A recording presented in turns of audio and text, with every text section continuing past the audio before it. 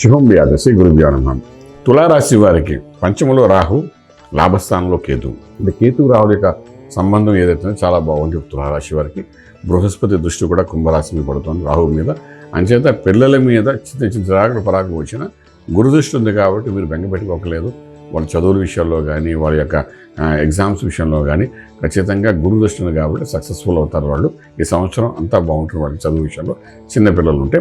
అదేవిధంగా మీ యొక్క పంచమ భావంలో రాహు ఉన్నాడు కాబట్టి అమ్మవారి యొక్క అనుగ్రహం మీ మీద ఉన్నదని చెప్పచ్చు. అమ్మవారి యొక్క మంత్ర సాధన చేసుకుని ముందుగానే వెళ్ళగలిగితే కొన్ని చిరాకులు పరాకుల నుండి దూరం అయ్యే అవకాశం ఉంటుంది. అలాగే గురు దృష్టి కూడా మీ రాశి మీద ఉంది కాబట్టి గురుమంత్ర సాధన కూడా చేసుకోవచ్చు. దీనివల్ల శుభవార్తలు వింటారు, శుభకార్యంలో పాల్గొంటారు.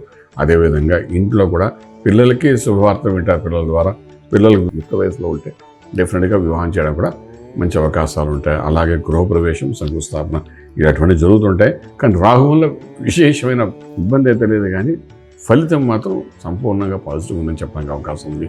ఇక్కడ రాహు గాయత్రి మంత్రాన్ని కానీ సాధన చేసుకుని వెళ్తే డెఫినెట్గా రాజమార్గంలో రాజ్యం పొందగలుగుతారు. శుభం వ్యాధి.